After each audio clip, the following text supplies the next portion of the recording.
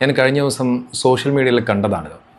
ഒരു മലയാളത്തിലെ ഒരു സിനിമാ സംവിധായകൻ അദ്ദേഹം പറയുകയാണ്, ഒരു മലയാള സിനിമാ നടിക്ക് ഓഫർ ചെയ്തത്, അതായത് ഇസ്ലാമിലേക്ക് വരാൻ വേണ്ടിയിട്ട്, ഒരു മുസ്ലിമായി മാറാൻ വേണ്ടിയിട്ട് ഓഫർ ചെയ്തത് ഒന്നും രണ്ടുമല്ല 100 കോടിയാണത്രേ.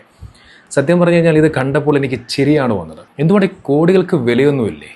നിസ്സാരം ഒരു 10 രൂപ 20 രൂപ കൊടുക്കും പോലെ പറയുകയാണ് 100 കോടി രൂപ കൊടുത്തു എന്നൊക്കെ. അവർക്ക് എന്ത് പ്രത്യേകതയാണ്? ഈ 100 കോടി രൂപ കൊടുത്ത് അവരെ ഇസ്ലാമിലേക്ക് കൊണ്ടുവരാൻ വേണ്ടി മാത്രം ആ സിനിമാ നടിക്ക് എന്ത് പ്രത്യേകതയുണ്ട് എന്നുള്ളതാണ് ഞാൻ ആലോചിക്കുന്നത്. നോക്കിയതൊക്കെ വാസ്തവവിരുദ്ധമായ കാര്യമാണ് എന്നുള്ളത്, വെറുതെ തള്ളി മറിക്കുന്നതാണ് എന്നുള്ളത് സാമാന്യ ബോധവും ബുദ്ധിയുമുള്ള എല്ലാവർക്കും മനസ്സിലാകും. പക്ഷെ ചില ആളുകൾക്ക് എന്താ പറയുക, ഈ പുട്ടിന് ഇടയ്ക്കിടെ തേങ്ങ ഇടുന്നത് പോലെ ഇടയ്ക്കിടെ ഇങ്ങനെ സമൂഹ മാധ്യമങ്ങളിൽ വന്നിങ്ങനെ ഇടയ്ക്ക് വർഗീയത ഇങ്ങനെ പറഞ്ഞുകൊണ്ടിരിക്കണം.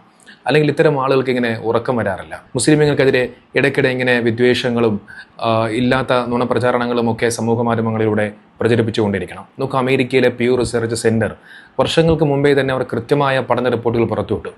2060 ഈ ലോകത്ത് ഏറ്റവും കൂടുതലും ഒന്നാമതെത്തുന്ന മതം അത് ഇസ്ലാം മതമാണ് എന്നുള്ള റിപ്പോർട്ടായിരുന്നു അവർ പുറത്തുവിട്ടത്. ഒരു വ്യക്തിയെ മാത്രം ഇസ്ലാമിലേക്ക് കൊണ്ടുവരുവാൻ വേണ്ടി 100 കോടി രൂപ കൊടുക്കുന്നതിൻ്റെ ആ ഒരു ആവശ്യകത എന്താണ്? നമുക്ക് 100 കോടി എന്നല്ല, 10 രൂപ പോലും കൊടുത്ത് ഒരു മനുഷ്യനെ മുസ്ലിമാക്കേണ്ട ഗതികേട് ഇസ്ലാമിനില്ല. ഒരാളെ നിർബന്ധപൂർവ്വം ഇസ്ലാമിലേക്ക് കൊണ്ടുവരുക എന്നുള്ളത് തന്നെ ഏറ്റവും വലിയ തെറ്റായ കാര്യമാണ്. അങ്ങനെ നിർബന്ധിച്ച് കൊണ്ടുവന്നു കഴിഞ്ഞാൽ അയാൾ ഇസ്ലാമിൽ നിന്ന് പുറത്തു പോകുന്നതാണ്. പണവും പ്രശസ്തിയും കൊണ്ടല്ല, നേരെ മറിച്ച് ഹൃദയം കൊണ്ട് ഇസ്ലാമിനെ മനസ്സിലാക്കി അവിടേക്ക് കടന്നു വരുമ്പോഴാണ് ഒരു മനുഷ്യൻ യഥാർത്ഥ മുസ്ലിമായി മാറുന്നത്.